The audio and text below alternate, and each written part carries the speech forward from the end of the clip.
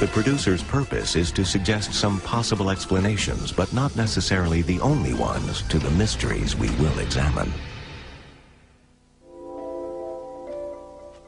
400 years ago, a renowned French doctor decided to put in writing strange visions that he summoned up by occult means. He believed they foretold the future, and they have become known as the prophecies of Nostradamus. Many people have trusted them completely, and even planned their lives around them. Adolf Hitler was one. The words of Nostradamus, although written 4 centuries earlier, seemed to describe Hitler uncannily. In the court of Henry II and Catherine de' Medici, Nostradamus was believed. Were they all deluded? Or was there some mystic formula which Nostradamus used to foresee events yet to happen?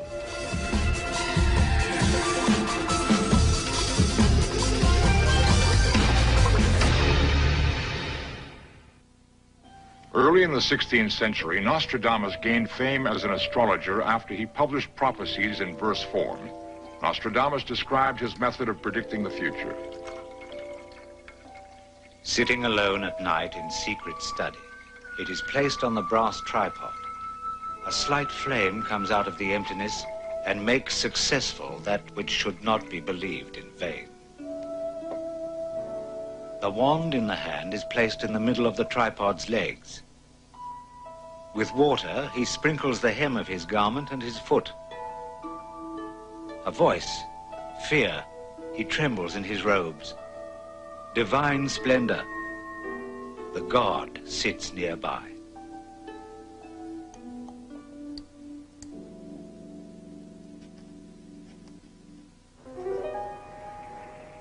Since the beginning of history, advice has been sought from prophets who foretold disasters yet to come. Mankind's belief in free will and control of our own destiny sits uneasily with a suspicion that catastrophes, natural and man-made, are in some way preordained.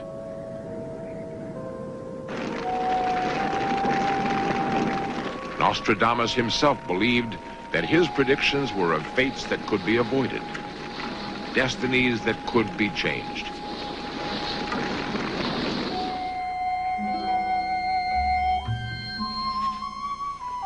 He never doubted that he was genuinely seeing the future. He chose to write his prophecies in what are known as quatrains, 4-lined rhyming verse in the Provençal dialect of southern France, which was his home. It was the time of the Inquisition, when men and women were burned for lesser heresies than the one he practiced. So he deliberately disguised and confused the quatrains, using anagrams, Latin and Greek. Specific dates are rare. Even so, his verses evoke vivid images of calamities on earth. At sunrise, a great fire will be seen, noise and light extending towards the north. Within the globe, death and cries are heard, death awaiting them through weapons, fire and famine.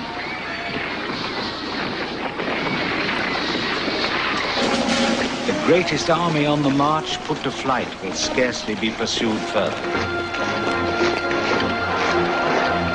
The army reassembled and the legion reduced, they will be driven out of France completely.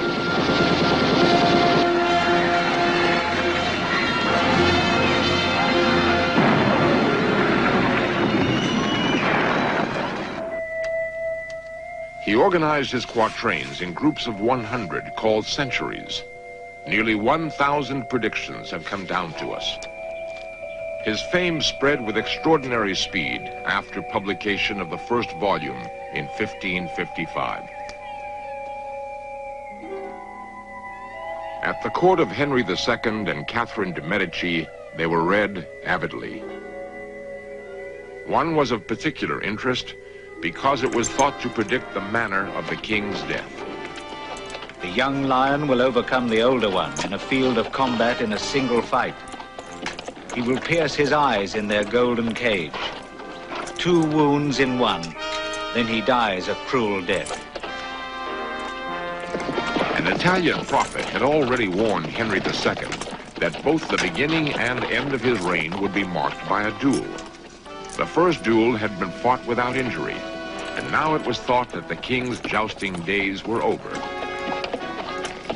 But the occasion of a double royal wedding of his sister and his daughter to foreign nobility proved too much of a temptation.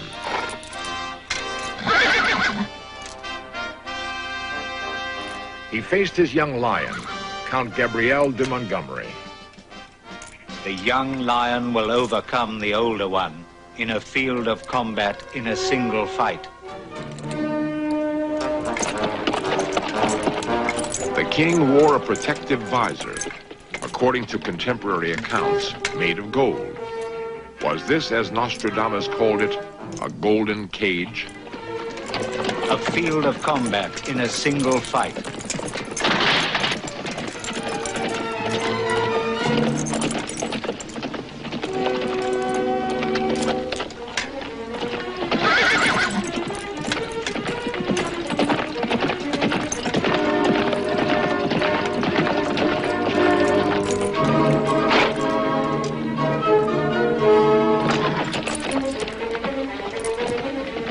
The 2 horsemen raced towards each other. Montgomery, too late, tried to withdraw his lance. The lance splintered, fragments driving up under the protective gold visor. Henry II took 10 agonizing days to die from septicemia. It seemed such a striking confirmation of Nostradamus' prediction that Catherine de' Medici made him médecin du roi, a doctor and soothsayer by royal appointment. For the rest of his life, he was famed throughout Europe, and after his death in 1566, people began to interpret lines from his quatrains as referring to their own time. Erica Cheatham, a scholar of medieval French who has made a special study of Nostradamus, finds some of these supposed prophecies significant. One of the things I find most convincing about Nostradamus, and personally made me really interested in following him through, was the fact he gave specific dates that occurred after his death. He writes that in 1666, the city of London should be destroyed by fire. He gives the date of the death of King Charles I, 1649. The Parliament should put the King of London to death. Louis Pasteur, the great biologist, he not only gives his name, but in the same verse he gives the founding of the Institute, 1895. London burnt by fire in 3 times 20 plus 6. The Great Fire of London happened in 1666.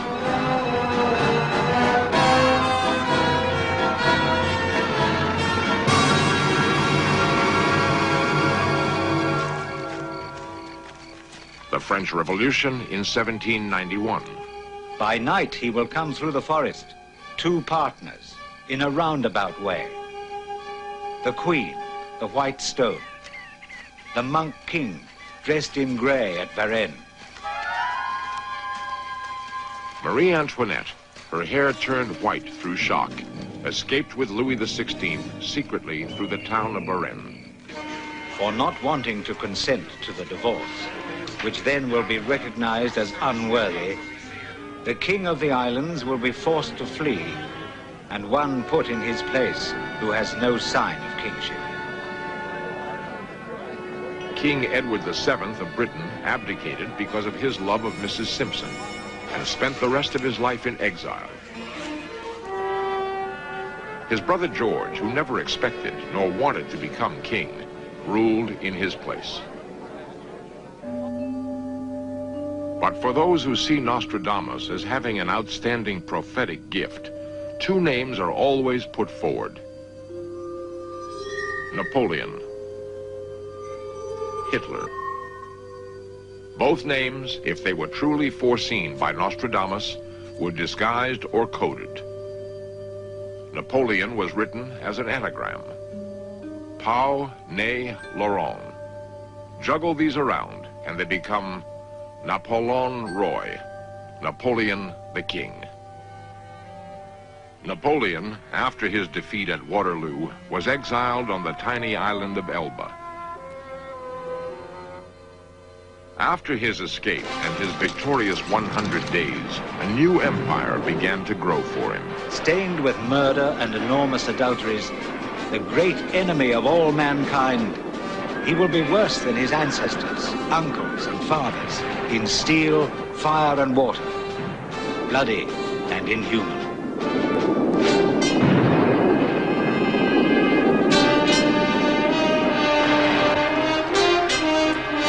Out of nearly 1,000 such quatrains that Nostradamus wrote, how many can be interpreted as having come true? Scholars such as Erica Cheatham think the proportion is very high. In my opinion, I think perhaps 73% is a rough average of what has come true. But remember, that does cover a span of 400 years. As Hitler advanced through Europe, his colleague Goebbels was busy orchestrating a propaganda campaign based on the 400-year-old prophecies. True or not, they were to have an effect on the strategy of the Second World War.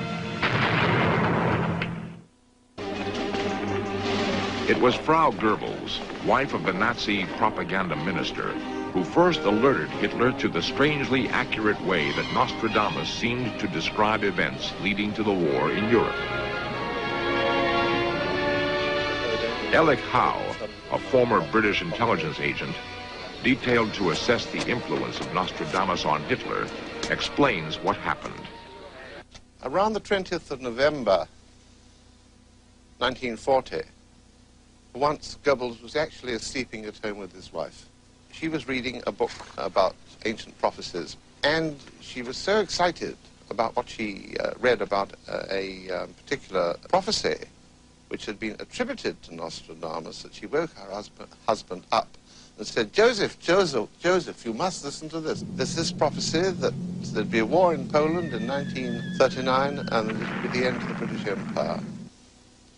And a couple of days later, Goebbels was instructing his stooges at the propaganda ministry to prepare without delay a Nostradamus leaflet for the benefit of the French in order to depress and mislead them. No fewer than 13 quatrains seem to refer to Hitler, sometimes calling him Hister, sometimes the great or greatest leader, and describing the swastika as the crooked cross.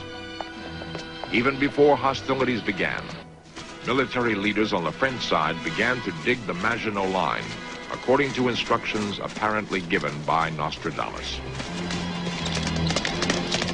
A great trench, earth excavated.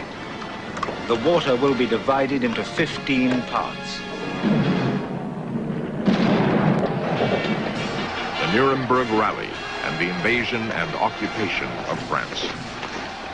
When the greatest man carried off the prize of Nuremberg, battle is joined with the French.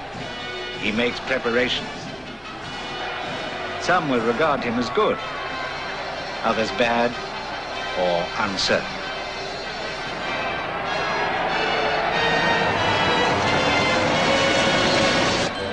Italy and the pact with Mussolini.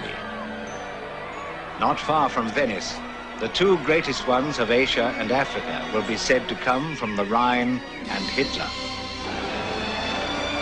Mussolini's black-clothed fascists and the pact with Hitler.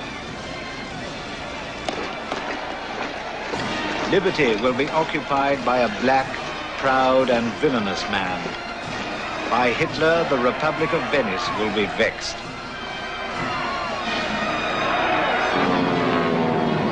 Aerial warfare and the Battle of Britain. He will use thunderbolts, so many in such an array. The machine of flying fire will come.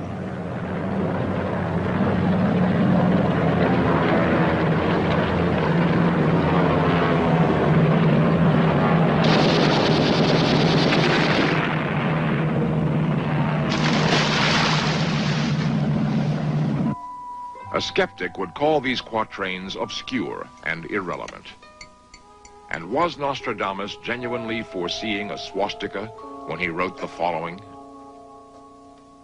The great pontiff by the warlike party who will subjugate the borders of the Danube. The cross pursued by hook or crook. Captives, gold, jewels, more than 100,000 rubies. And are even the references by name to Napoleon and Hitler as accurate as they first appear? Author John Sladek does not think so. There are hundreds of Napoleon quatrains in the prophecies, mainly because I think the 19th century French scholars kept going over and over Nostradamus and digging out anything that could be anything to do with Napoleon. But the one I noticed particularly is supposed to have an anagram of Napoleon, which is P-A-U-N-A-Y-L-O-R-O-N.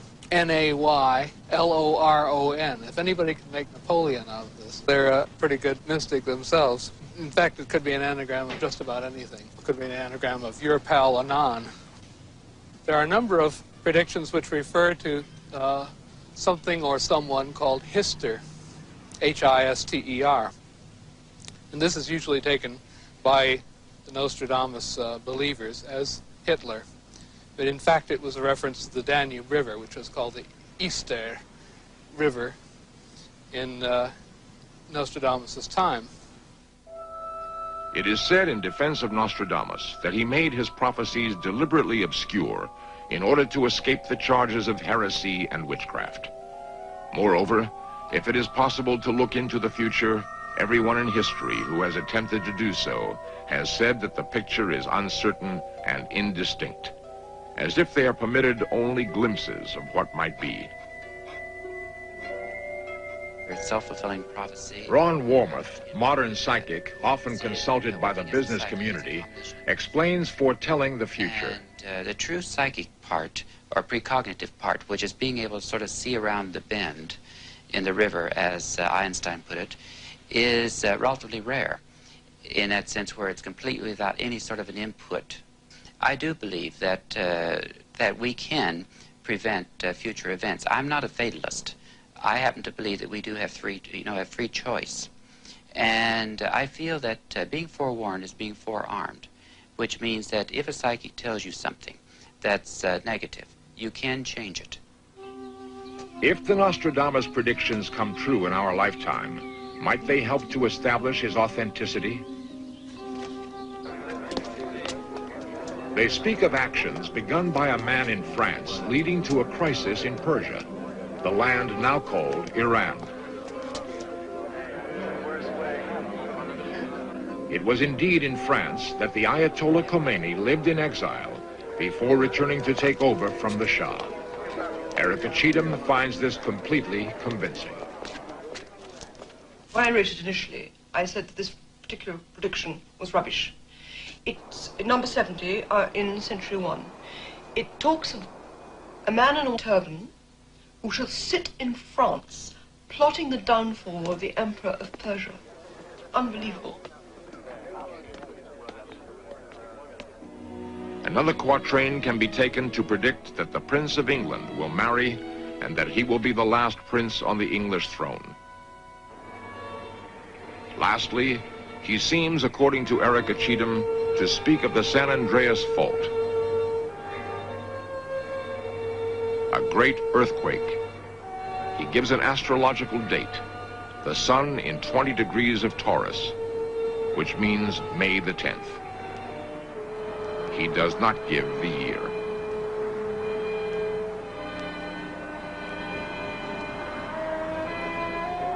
The overthrow of Ayatollah Khomeini, the last king of England, the eruption of the San Andreas earthquake on May the 10th. If all these happened, would it be just coincidence?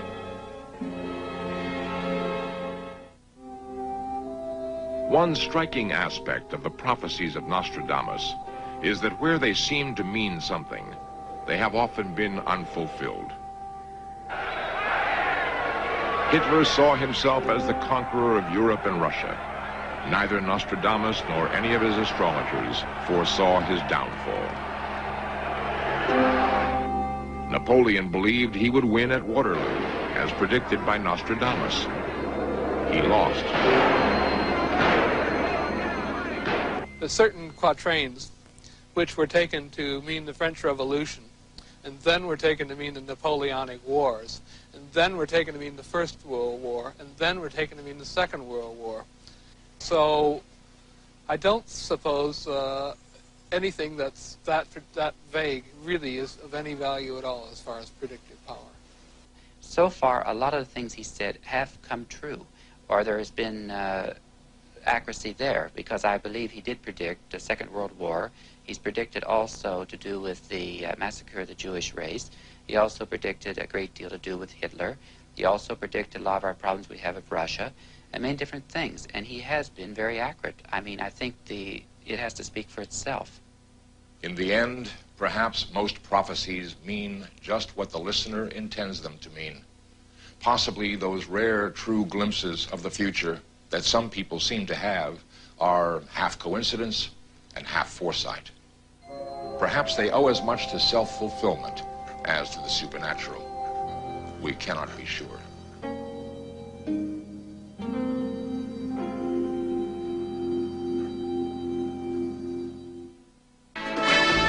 Coming up next, In Search of continues with a look into the future at the end of life as we know it. Then 20th Century with Mike Wallace takes a look at people who live on the edge in earthquake zones. And later tonight, Madam Hall's brothel, Alexander Graham Bell's bullet detector, and other extraordinary things with stories to tell on History's Lost and Found at 8 here on the History Channel, where the past comes alive.